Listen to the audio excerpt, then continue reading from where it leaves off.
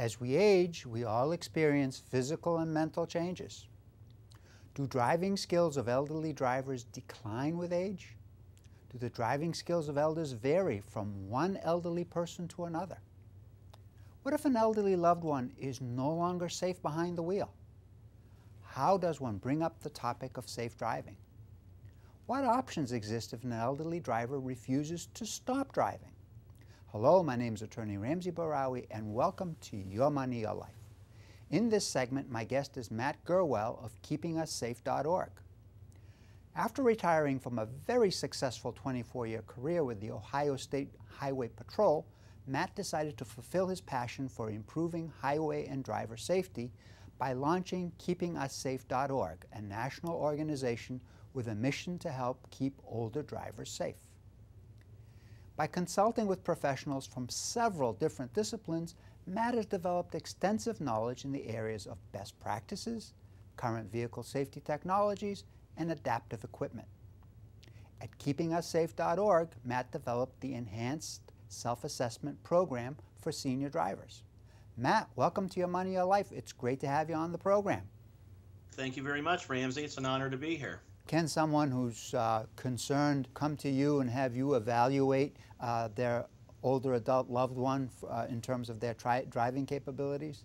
They can, Ramsey. We call that a self-assessment program. At Keeping Us Safe, we have now 63 Beyond Driving with Dignity certified professionals across the United States and Canada. But what happens is that certified Beyond Driving with Dignity professional will sit down with the older driver, and together we'll go through a 3-hour program with the older driver. And we call that a self-assessment because we simply bring the tools to the older driver and walk them through this program.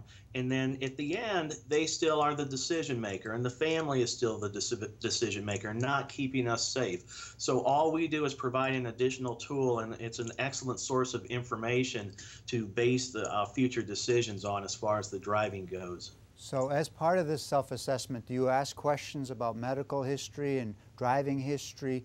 Do you ask about mental status? Do you ask about issues like range of motion or visual or hearing issues? Do you ask those kind of questions? We sure do. We ask every one of those questions. We call it a learning conversation as opposed to a personal interview, but in essence, we're trying to find out those things. What type of medical conditions have you had? What gives you trouble? Do you have neuropathy in your feet? Do you have problems turning your head and your neck? Do you have significant pain in your back that requires that you take pain medication all day long? All sorts of things like that. Then, Ramsey, we bring a whole basket full of tabletop pen and paper type exercises and facilitate the administration of those with the older driver. So we walk them through those exercises. And then lastly, we go out and we do an actual driving exercise. Again, we don't call it a driving assessment or a driving test because it's not that. It's not a pass-fail thing. We just report the findings back to the family and the older driver in a form that they can use to make appropriate decisions down the road. Okay, so you actually, or somebody from your organization actually gets in a car with an older driver and assesses their driving capabilities. Am I hearing that correctly? Yes, except for the point that I don't like to call it an assessment. Okay. It's an observation more than anything. And again, all we do is report back to the family what we saw during this driving exercise. Sometimes that can be nothing more than your mother did an outstanding job during the driving exercise. Sometimes, as in the case I just did one recently where I had 4 pages of notes. This driving piece was a harrowing effort on my part. It didn't go extremely well. And quite frankly, I wouldn't get in the car again, and I didn't recommend to the family that their mother continue driving because it's inevitable that she's going to injure someone, herself and or someone else. Now, in a situation like you just described where you don't recommend that an elder continue driving, will you recommend that they go out and obtain some driver training or go to some sort of program where they can learn safe driving skills, or do you simply say, I don't think they should be driving? Well, we simply say, I don't think they should be driving. Now, a condition of that is until they improve some of these areas. Now, sometimes those are improvable, but generally speaking, they're not. You mentioned a little bit earlier, one of the issues could be a lack of strength. Is it possible to take and modify a vehicle so that you can make up for that lack of strength? For example, somebody who has MS, I mean, they're going to have problems with their legs, moving their legs. So could they utilize hand controls in the vehicle and then still continue driving? Absolutely, and that's part of this program, is that we make recommendations like that. If nothing else, we simply recommend that they connect themselves with an organization that does work with these types of vehicle adaptations and modifications. Again, occupational and physical therapists are excellent people to consult on something like that. But there are organizations and businesses that do this for their livelihoods. So there are some wonderful professionals out there and some great professional organizations that will help modify the vehicle to your restrictions so that you can remain a safer driver for longer. Now, you also mentioned a little bit earlier with regards to parking lot accidents that people would have difficulties turning, moving. Again, could there be modifications where people could learn body positioning so that the turning, the movements they have to make in a car are a lot easier? Absolutely, there are. There are even now joystick type devices that you can purchase. Obviously, the training for something like that and the cost too is very extensive. But basically, it boils down to the individual uses a joystick type device. You've seen those on wheelchairs sometimes, where the individual controls their chair with a joystick type scenario, and the same now is applicable to some vehicles. But again, that comes only after extensive training. Matt, tell our viewers, if they would like to contact you, how they can do that.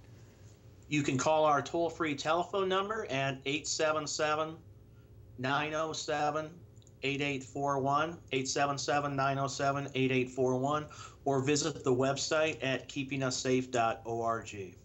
Matt, that's a great place for us to stop. Thank you. Thank you, Ramsey. In today's world, we have drivers ranging from teenagers to the elderly. As such, the importance of safe driving cannot be overemphasized, as safe driving requires complex coordination of many different skills. Accordingly, the physical and mental changes that accompany aging can diminish those abilities. Moreover, these changes may be so gradual we barely notice them. For example, our driving skills can be influenced by slower reaction time, impaired vision as well as hearing, and loss of strength. Also, drowsiness due to medication or a lower tolerance for alcohol can have a big effect on our driving skills. As a caregiver or family member, watch for telltale signs of decline in the elderly person's driving abilities. Warning signs may include driving at inappropriate speeds, reacting slowly, ignoring traffic signs, drifting across lane markings, and/or having one or more accidents. A professional such as Matt Gerwell can help evaluate an elderly person's driving skills while suggesting adjustments to driving habits. Remember that driving is not necessarily an all-or-nothing proposition.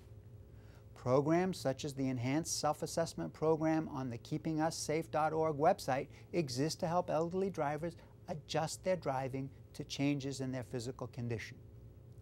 Some examples of adjustments include avoiding driving at night, driving only to familiar locations, and avoiding highway and rush hour traffic. Talking to an older adult about his or her driving requires family unity and common understanding. To arrive at a rational conclusion, consult with an expert like Matt Gerwell. A good place to start is the KeepingUsSafe.org website. Check out the Older Driver Workbook. Don't forget to read about the Enhanced Self-Assessment Program for senior drivers. For in the words of Ben Franklin, an investment in knowledge always pays the best interest. In closing, I would like to thank my guest, Matt Gerwell of KeepingUsSafe.org, for his participation in this program. And as always, thank you to you, our viewers, for watching Your Money, Your Life. My name is Attorney Ramsey Barawi, building your trust.